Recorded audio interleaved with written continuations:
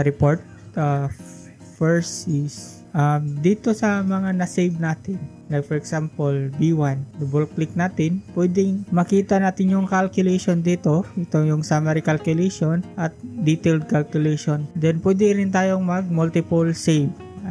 Itong multiple report is anong nakalagay dito sa data save, i-automatic save niya sa isang file. First is itong summary calculation. Pag gusto natin yun ng makita yung report, i-click mo lang to. Dito makikita yung summary calculation niya sa check limits, reinforcement, yung flexural reinforcement niya, stirrups niya, then shear torsion, at yung crack at long-term deflection. Kung gusto mong mas detailed, dito, i-close natin to. Dito sa summary calculation, may view detailed report for shear and torsion. Pwede i-click natin to. Pag-click natin dito, makikita natin yung mga design parameters like sections na given, then yung mga code na gamit, at yung mga formulas, at yung result niya. Dito, naka manual calculation to. Pwede mo itong ma-save as PDF. Like for example, itong sa shear reinforcement. I-click mo lang to, save as PDF, then save mo sa desktop. Pwede yung B1 share.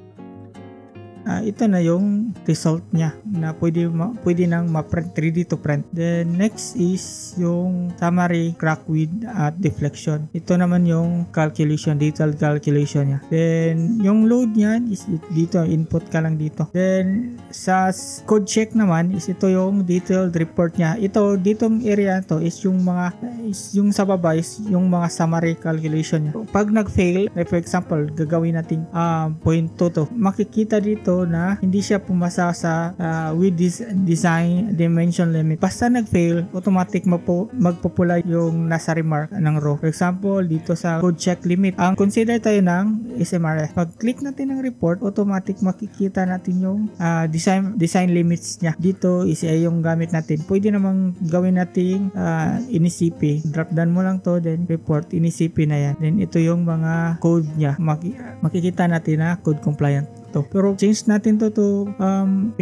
Pag check natin sa code limit, makikita natin dito na increase width. Kasi yung nasa code kasi is 250 yung minimum. Then balik tayo ulit dito. Pwede rin pag consider natin ordinary, yung ibang code limits niya mawawala kasi ordinary yung design parameters na ginamit natin. Makikita naman dito ordinary, moment frame, code compliant ba or hindi. Then pagkatapos sa summary calculation, dito sa summary calculation, dito na arrange na summary calculation pa. Isang page lang para sa pang submit sa Ubo. Dito naman kung gusto mo detailed, click mo lang yung detailed calculation. Lahat na dito, gagawin yung isang page yun. Like for example, click natin to. Detailed calculation, beam, detailed. Dito, makikita natin yung first is yung summary, then next is yung detailed, yung flexural niya, yung mga capacities niya, then yung shear reinforcement, then is yung crack width calculation, then yung code limits.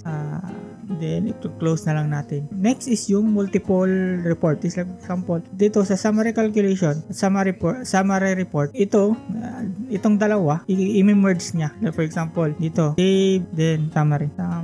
Kung makikita natin, naging isang page siya or na-print niya as PDF yung lahat na save. Next is, ito yung kadalasan ginagamit ko is compacted report. Yung compacted report naman, ang ginagawa nito, kinocompress niya ang calculation hanggang 4. For example nito, compacted report. Kung makita natin, kasya nito hanggang 4 na beam. Pwede na rin tong pang submit sa Ubo. Pwede rin man na merging. Like for example, ito B1. Pag sa summary calculation, click mo to, then click mo PDF print, click mo to dito, then B1, then ito yung result niya, close mo lang. Then merge PDF. Next is B3, double click mo, then summary calculation, then merge PDF, merge pages, click mo dito, then sa B1, merge. Yun, ang nangyari doon, yung B3 natin is na-merge na sa B1. Ito yung B1 natin, pero minerge natin yung B3. Kung ito, gamit yon pag may targeted na report ka. Like for example, maramihan yung beam mo, pwede mong targeted yung ipiprint mo lang na beam, ito yung gagamitin.